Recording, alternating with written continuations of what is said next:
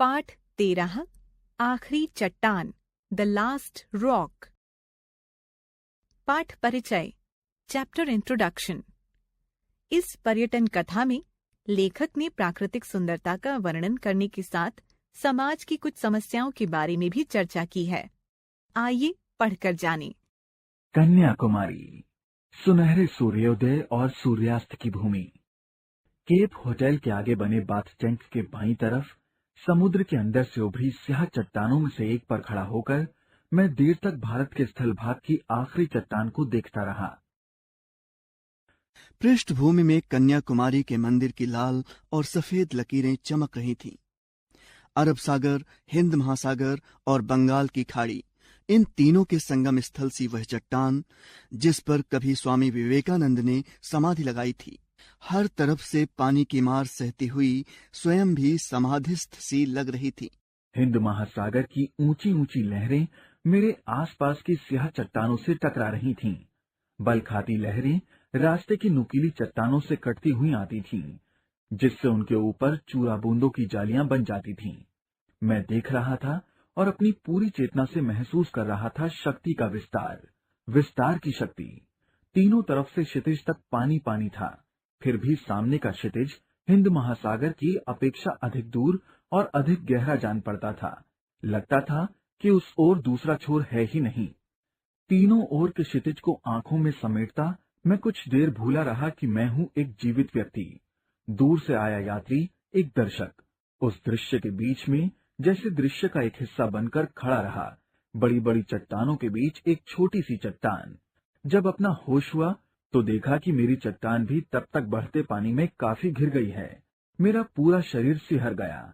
मैंने एक नजर फिर सामने के उमड़ते विस्तार पर डाली और फिर पास की एक सुरक्षित चट्टान पर कूदकर दूसरी चट्टानों पर से होता हुआ किनारे पर पहुंच गया। पश्चिमी क्षितिज में सूर्य धीरे धीरे नीचे जा रहा था। मैं सूर्यास्त की दिशा में चलने लगा। दूर पश्चिमी तट रेखा के एक मोड़ पर पीली रेत का एक ऊंचा टीला नजर आ रहा था। सोचा उस टीले पर जाकर सूर्यास्त देखूंगा। यात्रियों की कितनी ही टोलियां उस दिशा में जा रही थीं। हम लोग टीले पर पहुंच गए। यह वह सैंड हिल थी जिसकी चर्चा मैं वहां पहुंचने के बाद से ही सुन रहा था। सैंड हिल पर बहुत से लोग थे। 8-10 नवयुवतियां, 6-7 नवयुवक, 2-3 गांधी टोपी वाले व्यक्ति। वे शायद सूर्यास्त देख रहे थे। गवर्नमेंट गेस्ट हाउस के बैरे उन्हें सूर्यास्त के समय की कॉफी पिला रहे थे। उन लोगों के वहां होने से सैंड हिल बहुत रंगीन हो उठी थी। कन्याकुमारी का सूर्यास्त देखने के लिए उन्होंने विशेष रुचि के साथ सुंदर रंगों का रेशम पहना था। हवा समुद्र की तरफ रेशम में भी लहरें पैदा कर रही थी। मिशनरी युवतियां वहां आकर थकी सी एक तरफ बैठ गईं, उस पूरे कैनवस में एक तरफ छिटके हुए कुछ बिंदुओं की तरह। उनसे कुछ दूरी पर एक रंगहीन बिंदु। मैं ज्यादा देर अपनी जगह स्थिर नहीं रह सका। सैंड हिल से सामने का पूरा विस्तार तो दिखाई दे रहा था, पर अरब सागर की तरफ एक और ऊंचा टीला था जो उधर के विस्तार को ओट में लिए था। सूर्यास्त पूरे विस्तार के पृष्ठभूमि में देखा जा सके, इसके लिए मैं कुछ देर सैंड हिल पर रुका, रहकर आगे उस टीले की तरफ चल दिया।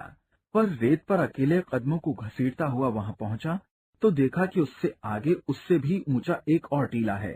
जल्दी जल्दी चलते हुए मैंने एक के बाद एक कई टीले पार किए। टांगे थक रही थीं, पर मन थकने को तैयार नहीं था। हर अगले टीले पर पहुंचकर सोचता कि पश्चिमी क्षितिज का खुला विस्तार अब अवश्य नजर आ जाएगा, और सचमुच एक टीले पर पहुंचकर वह खुला विस्तार सामने फैला दिखाई दे गया। वहां से दूर तक एक रेत की लंबी ढलान थी, जैसे उस टीले से समुद्र में उतरने का रास्ता हो। सूर्य तब पानी से थोड़ा ही ऊपर था। अपने प्रयत्न की सार्थकता से संतुष्ट होकर मैं टीले पर बैठ गया, ऐसे जैसे वह टीला संसार की सबसे ऊंची चोटी हो और सिर्फ मैंने उस चोटी को पहली बार स्पर्श किया हो। पीछे दाईं तरफ दूर दूर तक हटकर नारियलों के झुरमुट नजर आ रहे थे। गूंजती हुई तेज हवा से उनकी टहनियां ऊपर को उठ रही थीं। पश्चिमी तट के साथ साथ सूखी पहाड़ियों की एक श्रृंखला दूर तक चली गई थी, जो सामने फैली रेत के कारण बहुत रूखी, बीहड़ और वीरान लग रही थी। सूर्य पानी की सतह के पास पहुंच गया था। सुनहरी किरणों ने पीली रेत को एक नया सा रंग दे दिया था। उस रंग में रेत इस तरह चमक रही थी जैसे अभी उसका निर्माण करके उसे वहां उड़ेला गया हो। मैंने उस रेत पर दूर तक बने अपने पैरों के निशानों को देखा। लगा जैसे रेत का कुंवारापन पहली बार उन निशानों से टूटा हो। इससे मन में एक सिहरन भी हुई, हल्की उदासी भी घिराई। सूर्य का गोला पानी की सतह से छू गया।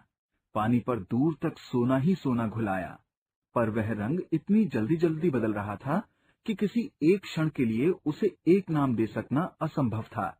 सूर्य का गोला जैसे एक बेबसी में पानी के लावे में डूबता जा रहा था। धीरे धीरे वह पूरा डूब गया और कुछ क्षण बीतने पर वह लहू भी धीरे धीरे बैंगनी और बैंगनी से काला पड़ गया। मैंने फिर एक बार मुड़कर दाईं तरफ पीछे देख लिया। नारियलों की टहनियां उसी तरह हवा में ऊपर उठी थीं। हवा उसी तरह गूंज रही थी।